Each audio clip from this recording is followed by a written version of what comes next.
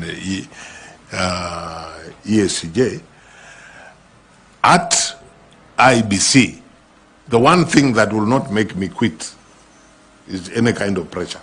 Because this is something I have given thought to. I mean, I am not applying for this job thinking it's going to be a bed of roses. So pressure will not be the reason that I will quit. And because I do not see a scenario where I have no work to do,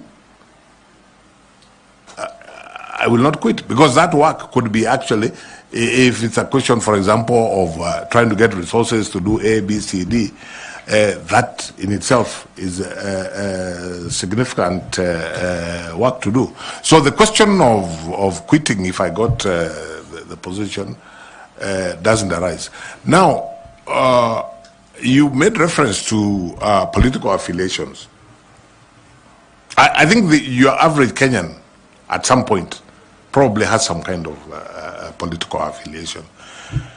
My mind is very clear that notwithstanding any political affiliation I may have had at any point in my public life, if I got this opportunity and I accepted this job, I will only be guided by the Constitution of Kenya, the laws, and of course, if I get the opportunity, I will be taking an office, an oath of office. So I am able to look the people of Kenya in the eye collectively and tell them that in that situation, I would have every intention of living by that oath of office. Daktari, and allow me to say this just as an example. The way the IEBC Act is designed, several of the honorable members around the table come here by virtue of political parties. But as I sit here as a candidate, I don't have the slightest doubt that every member in this panel is going to do their job impartially and focus on what they believe is the best result. I have no qualms whatsoever. I cannot say that so-and-so maybe at some point was a member of this party, that and the other. And I think we have the capacity to rise above that at different times. And I can look the people of Kenya in the eye and say, yes, I would be able to do the job impartially. So you are a real footballer. You have returned the ball into his court. But I want to ask you, Prof, to shoot your two high school questions.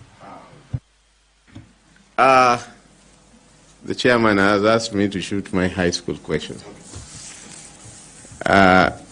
You are in ESCJ, which means you are in the body organogram of the East African community. The ESC Treaty envisages 4 stages.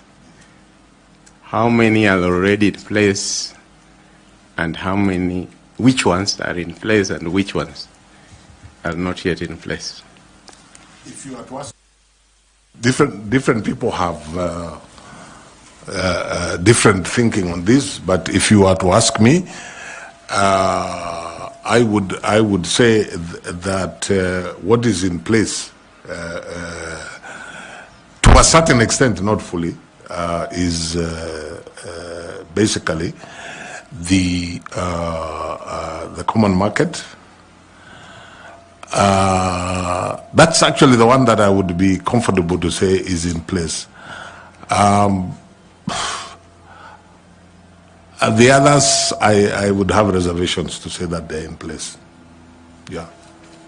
My second question that Chair calls high school question is that the Electoral Commission of Kenya has promulgated at the Lancaster negotiation for the Independence Constitution, ran the 1963 election, then amendments to the Constitution literally buried it until the return of multipartism, when ECK was again reenacted into the Constitution.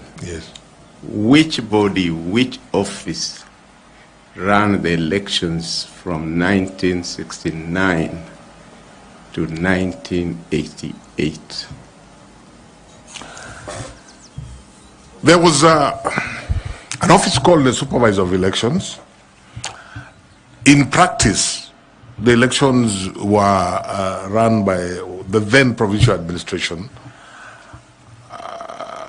Yeah, I think basically that's the answer I would give. Yeah. Thank you, Chair. Thank you. Mr. Tanui? Mine is a quick one. Justice retired Chairman Emeritus, if I may use those terms. What would you tell Kenyans who are saying that you've served this country as a judge of the East African Court?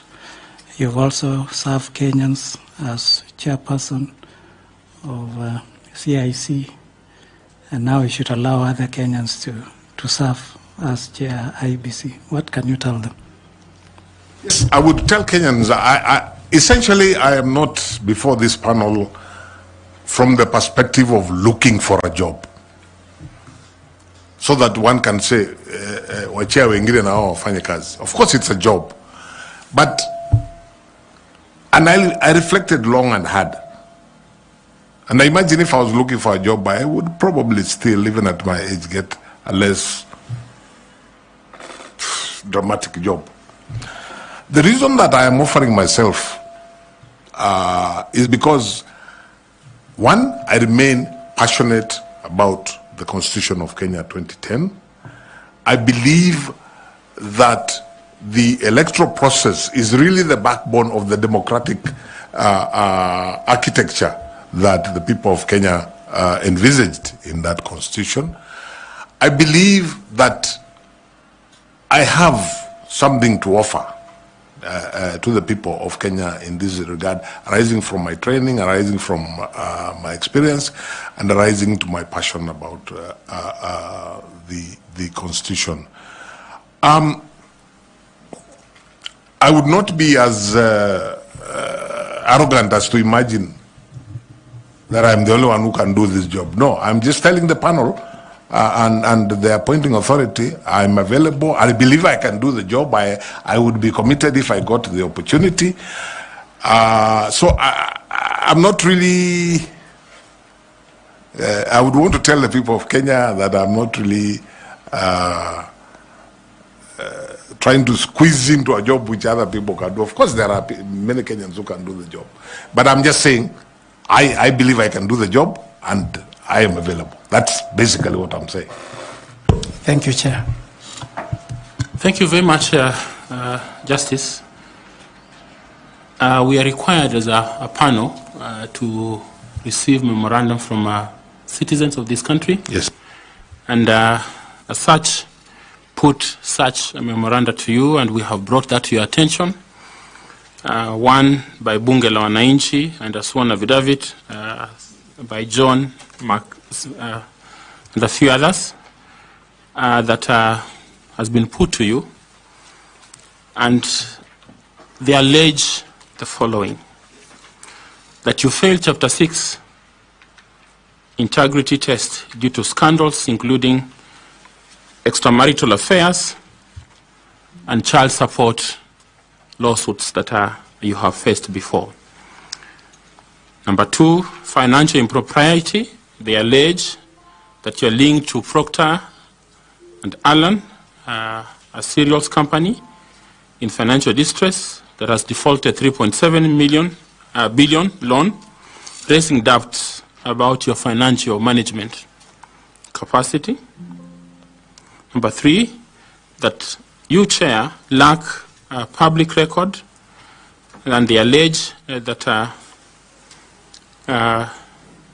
to implement key electoral reforms, you failed to do this as a chair of CIC, and in coming into office as a chair of IEBC, there will be nothing new that you'll add. Number 4, they say that there's some conflict of interest, that perhaps you have some political patronage that bring in lack of integrity, and you may not be objective in a presidential election. Then finally, that you lack public trust due to these past controversies, including personal scandals and questionable appointments and financial disputes. What do you have in terms of response? Briefly, kindly. Thank you very much, Chair. I'm happy to respond to those. I did get the memorandum and I looked at it.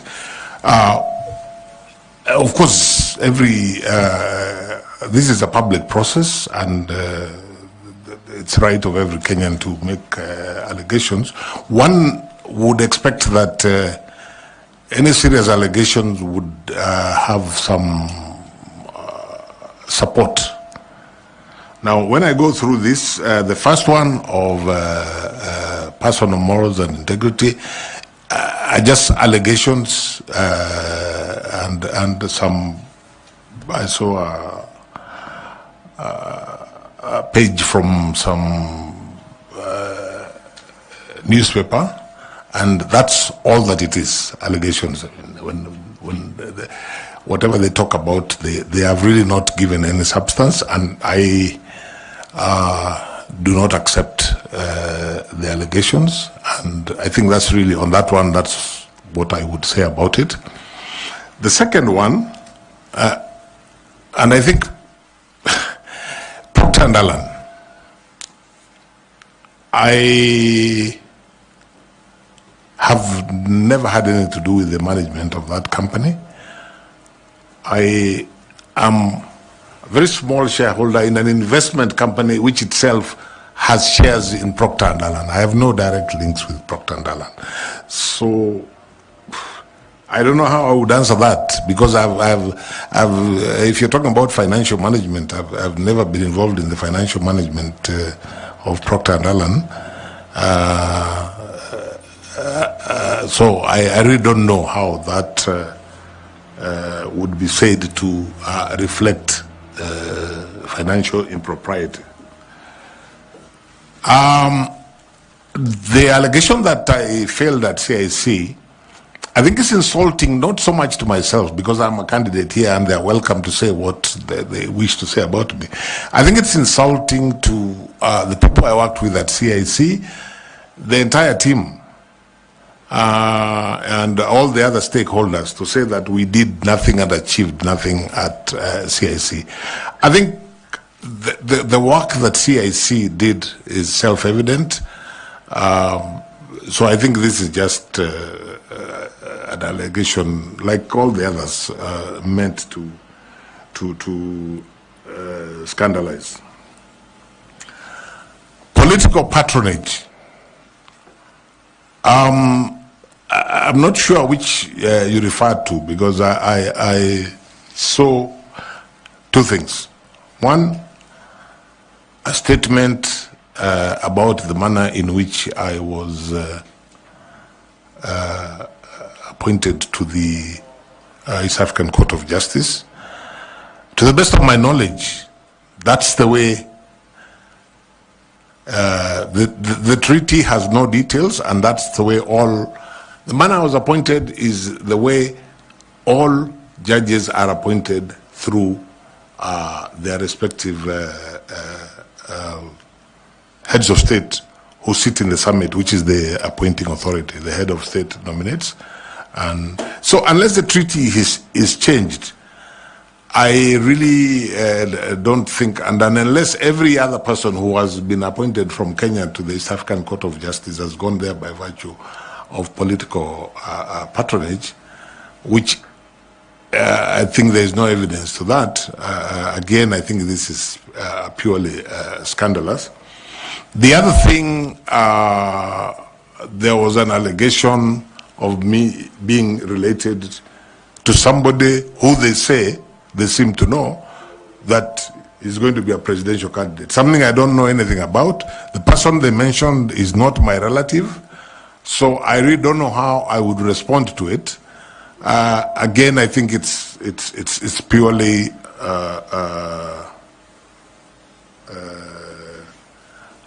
scandalous. I'm very clear in my mind that none of those allegations have any basis whatsoever. And really, Chair, unless members of the panel wish to ask me specific follow-up questions on that, which I will be happy to answer, I consider the entire memorandum as being motivated by ill will for reasons that I don't know, and not being supported by the truth. But if members have anything specific they wish to ask, I have no problem. Any knowledge of you being a state candidate? A state candidate for this job? No. I'm not sure what a state candidate is, but I made this decision to run. You know, Mr. Chairman, when somebody talks about a state candidate, they are actually insulting this panel. You're the people who are going to decide who among the people that you have interviewed you are going to recommend to the appointing authority. So the idea of a state candidate is foreign to me. Your last question. Thank you, Chairman. Justice Nyachai, there have been allegations by Bunge la Wananchi. Yes. In a memorandum that I'm certain that you have seen. Yes. Facts which have been disclosed to you earlier, that there was misappropriation while you were at CIC in the year 2015, that the Auditor General's report revealed that at that time the Commission spent an excess of expenditure of 43 million in a budget of 306 million, which had been approved. That at the time you ended up spending about 349.8 million. Even though largely the amount was accounted for, they say that the 9.2 million was fraudulently paid for the supply of newspapers, a matter which they say to have been subject of criminal investigations. What is your response to these allegations that this panel has received in the form of a memorandum? Sorry, I'm hearing this for the first time. Was that memorandum sent to me? I think so, it was. Separately from the earlier one? It must have been in the same package. Oh, I didn't see that one, and my answer is very simple. I know absolutely nothing about that allegation. I was not involved at CIC in anything to do with the financial processes or practice at the Commission. I'm also not aware of it, but in any event, I was not. I would have wanted to know if there were criminal proceedings, who are they against and what was the outcome. I really don't know anything about it. That is self-explanatory, how you have explained, and I think it is sufficient for the purposes of this interview. We just want accountability in terms of the memorandum that we have received. No, that's, and of course, a fair defense for yourself. Absolutely. Which we are grateful. Absolutely, absolutely. Okay, Tanwi? Maybe, Chair, to also help us, were you the accounting officer of CIC? Not at all. Not at all. Thank you. That's all. Yeah. I think that's enough. Okay. Finally, you may not have seen this memorandum, but we have received it this afternoon saying that you are a state officer. Are you a state officer? I chair the council of the Kenya School of Government. I'm not sure that that certainly makes me a public officer. I'm not sure it makes me a state officer. Okay. I think that's okay. Yeah. That's enough. Thank you. Okay. Thank you very much. It's taken us long. We have taken almost about 10 minutes above the time we should have taken with you, but thank you for indulging us into your life and your career. Do you have any question for us? Or I can make a comment. You can make a comment. My comment is to really appreciate the opportunity to interview before yourselves, to wish you well in the process, because you are doing an important public duty, whatever you decide. And to say that for me, the most important thing is that from whichever corner I may be, I remain passionate about the issues that we have been discussing.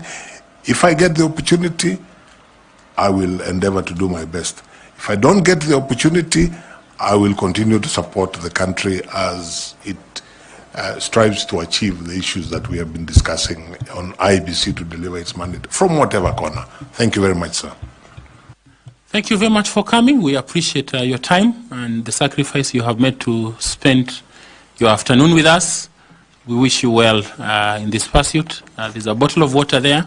Please do remember to pick your certificates. Asante sana. Thank you.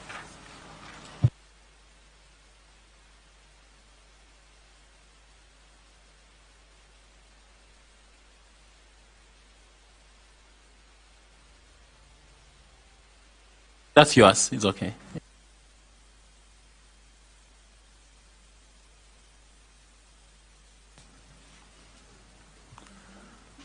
Wow. Okay. Media, do we ask you again to give us some space, kindly? Turn off your gadgets and just allow us to be able to finish up with this candidate. Thank you very much.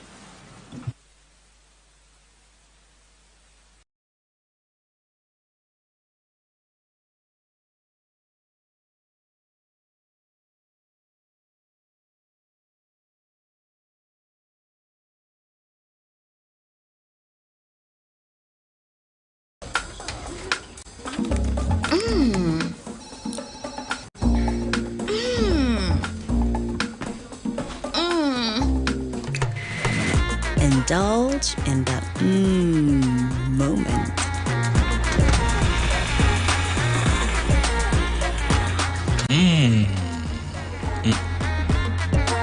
With every spoonful of Delamere real fruit yogurt.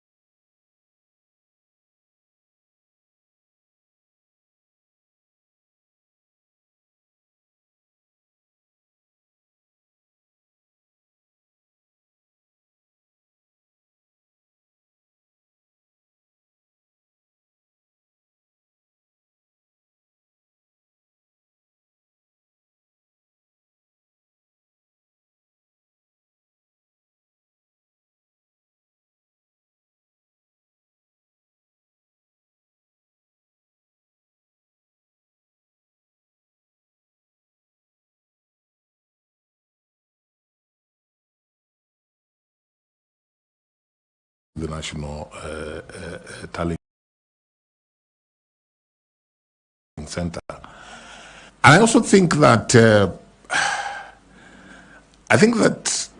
participants, not to run away from the responsibility of IEBC, to deliver an election that is verifiable, credible, and transparent. The players in the political parties, the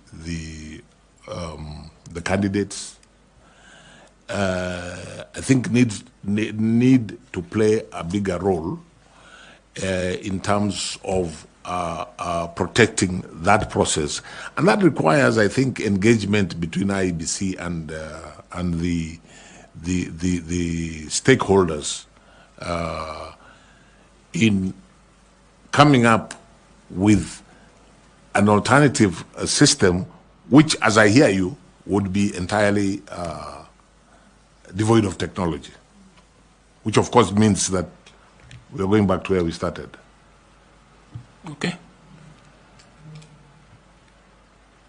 Thank you, Chair.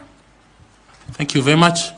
We are almost halfway through, so be concise in your responses. I want to invite Dr. Koki to ask some questions.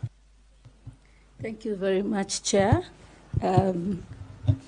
Mr. Justice Nyachae, you mentioned that you have been in the democratization movement in Kenya, and indeed it is true we have worked together. My question is, one of the issues that has really concerned democracy, has hampered democracy in Kenya, is and has contributed to divisive politics, is a system of first past the post, or what we have in Kenya, that leads to results that the winning candidate takes all, where the winner takes all. And one of the concerns that, of course, there are many ideas that have been advanced on how to improve the democracy and the electoral landscape by introducing different types of electoral systems. For example, mixed member proportional representation, etc., which addresses some of these divisive elections. Why do you think that has not succeeded in Kenya, and you have been involved in this process for that long? That's the first question. My own view is that I think there are probably several reasons which pertain to our type of politics, which sadly is not always issue-based, and that's why even political parties to actually achieve issue-based political parties has been a challenge, and that's why, for example, proportional representation may not work, because you have a mindset that we want our own representative in this particular locality or in this particular community, who we see as our representative. It's not about issues. That, I think, is a reality. But let me say this. Those who, in the democratization process, as you will recall, Dr. Muli, we tended to deal with much more basic things, and we really didn't get, at that time, to the stage where we are looking at, for example, alternative kinds of elections. I always ask, whenever I hear that argument, I always ask myself, why does first past the post work in very many other systems, but it's a challenge? It's a challenge in Kenya. The people of Kenya, I think, from promulgated a constitution as they saw fit, how they wanted to be governed. And perhaps if, and our politics tends to revolve around individuals, perhaps a solution would be to have a system where, yes, first past the post, for example, if you're talking about a presidential election, but then you have individuals who have huge followings, and when they lose an election, whichever way they lose an election, their followers just feel then we are done for. If our person did not get it, then we are done for. So to me, not being pessimistic, but I wouldn't start with trying to change the system so that we have, say, proportional